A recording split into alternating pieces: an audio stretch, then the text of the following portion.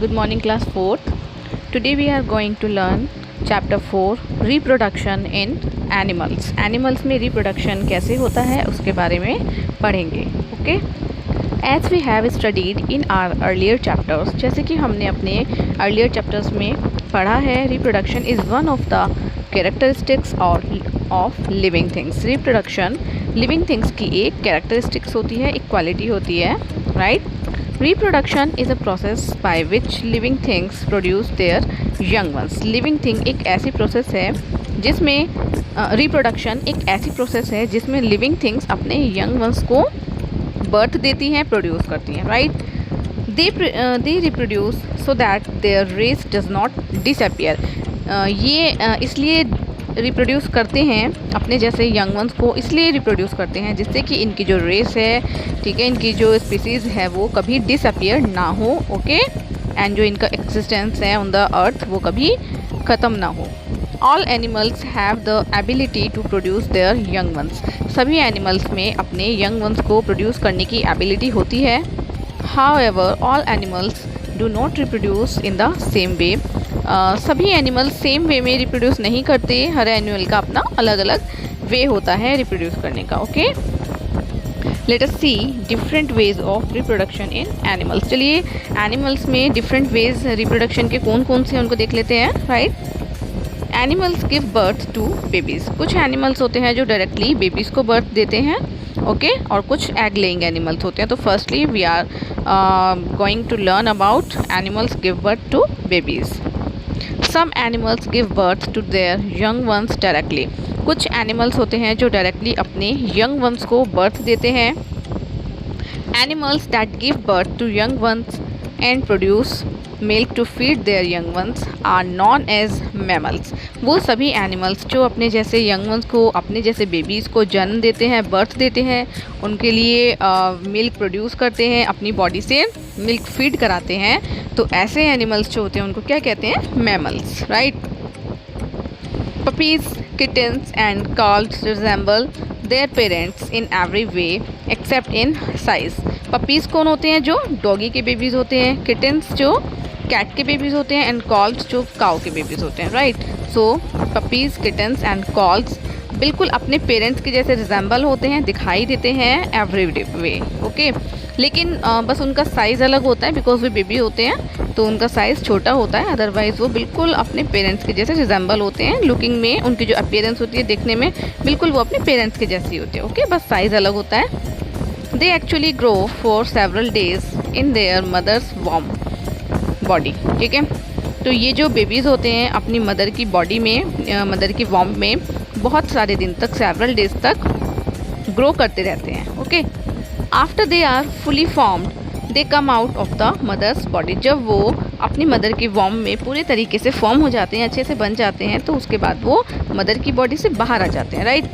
In the beginning they feed on their mother's milk. Starting में वो अपनी mother का मिल्क फीड करते हैं. Right.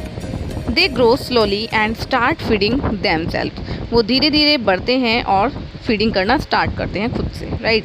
We all are born like that. हम सभी जो ह्यूमन बींग्स होते हैं इन वाले एनिमल्स की तरह ही हम भी प्रोड्यूस हुए हैं, बर्थ लेते हैं. ठीक है, और ऐसे ही हम भी ग्रो करते हैं इन्हीं की तरह. Right. Next, some animals reproduce by laying eggs. तो ये तो था कि कुछ एनिमल्स हैं जो डायरेक्टली बेबीज़ को बर्थ देते हैं. ठीक है, और अब है हमारे some animals reproduce by laying eggs, जो कि एग्स के थ्रू बाहर आते हैं, है ना, रिप्रोड्यूस होते हैं. ओके, तो कुछ एनिमल्स हैं जो एग्स ले करते हैं.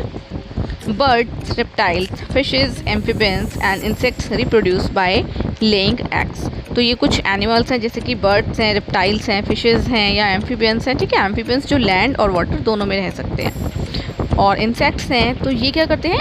एग्स ले करते हैं. ओके, ये अपने जैसे बेबीज़ को डायरेक्टली बर्थ नहीं देते. पहले ये एग्स फॉर्म करते हैं, उसके बाद से एग फॉर्म होता है, ये हैच करते हैं एग को और उसके बाद उसमें से बेबी बाहर आता है. Right. An egg of a bird has a hard protective shell. एक एग में बहुत अच्छी, काफ़ी हार्ड प्रोटेक्टिव शेल होती है जो बर्ड का एग होता है. Okay, it contains a central yellow yolk. इसके जो सेंट्रल पार्ट होता है, इसका जो सेंटर होता है उसमें येलो यॉक होता है which is surrounded by white eleven, जो कि वाइट एल्बन के थ्रू सराउंडेड होता है। इसके चारों साइड वाइट एल्बन होता है और उसके अंदर येलो यॉक होता है। The yolk provides nourishment to the growing chicks inside the egg. ये जो येलो यॉक होता है तो उस एग के अंदर जो बेबी होता है जिससे वो फॉर्म होता है बेबी, उसको जितनी भी नॉरिशमेंट की ज़रूरत होती है ग्रोइंग चिक के लिए तो वो सभी उसको प्रोवाइड करता है। Okay, eggs in reptiles, frogs और insects also contain the growing embryo and the food for the embryo. जो रेप्टाइल्स के, फ्रॉग्स के या इंसेक्ट्स के एग होते हैं उनके अंदर भी ग्रोइंग एम्ब्रियो होते हैं, ठीक है, और एम्ब्रियो के लिए फूड भी होता है। ओके, एम्ब्रियो कौन होते हैं? जो बेबी यंगन्स होते हैं, राइट, जो फॉर्म होते हैं।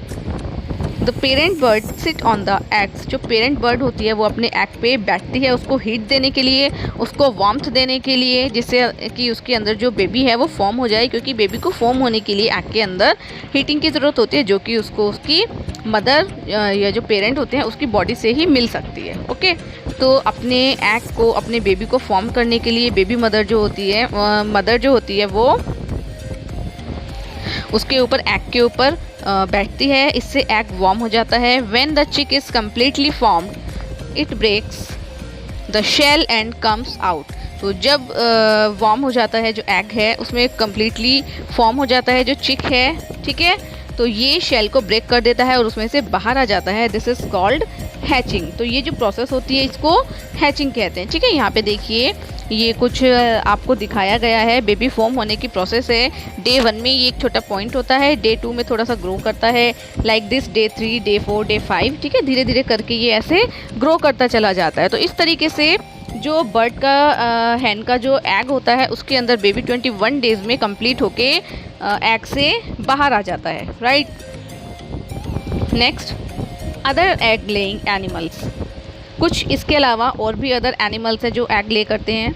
Insects like grasshopper, cockroach also reproduce through eggs. कुछ इंसेक्ट्स हैं जैसे कि ग्रासहोफर है, कॉकरोच है, ठीक है, तो ये भी एग्स रिप्रोड्यूस करते हैं, ठीक है। When these eggs hatch, the young insects that comes out is called nymphs. जब ये एग को हैच करते हैं, ठीक है, जो भी एनिमल्स अपने एग्स को ले करते हैं उन्हें उनको हैच भी करना पड़ता है। ओके, हैच करने के बाद उसमें से बेबी यंग वंस बाहर आते हैं जिनको निम्फ कहते हैं, राइट। जो कॉकरोचेस के जो एग बेबीज़ होते हैं उनको निम्फ कहते हैं। एज इट ग्रोस, जैसे जैसे ये बड़े होते जाते हैं, ग्रो करते जाते हैं, it sheds its old skin, ये अपनी ओल्ड स्किन को छोड़ देते हैं। This shedding is known as moulting. तो ये जो शेडिंग होती है इसको मॉल्टिंग कहते हैं, ठीक है, अपनी ओल्ड स्किन को छोड़ देते हैं। तो ये जो शेडिंग की जो प्रोसेस होती है इसको मॉल्टिंग कहते हैं। After moulting several times a nymph becomes an adult. Moulting के काफ़ी टाइम के बाद एक निम्फ जो होता है यानी बेबी कॉकरोच जो होता है वो क्या होता है, अडल्ट कॉकरोच में कन्वर्ट होने लगता है। एंड रिजेंबल द पेरेंट्स, और अपने पेरेंट्स की तरह से ही रिजेंबल करने लगता है, दिखने लगता है। Okay, like this cockroach shows 3 different stages in its life cycle. Cockroach की जो लाइफ साइकिल होती है वो 3 स्टेजेस में होती है। ओके, लुक हियर, यहाँ पे इसका दिखाया गया है ये life cycle. First of all ये क्या करता है, एग्स ले करता है। आफ्टर दिस इसमें से निम्फ बाहर आता है आफ्टर हैचिंग। ओके, जब बेबी कॉकरोच छोटा होता है, बेबी होता है, तो निम्फ होता है, और उसके बाद जैसे जैसे वो ग्रो करता है तो वो अडल्ट हो जाता है और बिल्कुल अपने पेरेंट्स की तरह रिजेंबल होने लगता है। Okay, so children, this is all about egg laying animals, ठीक है, and animals then directly give birth to their babies. Okay, and we will continue next topics in the next video. So everyone, bye bye all.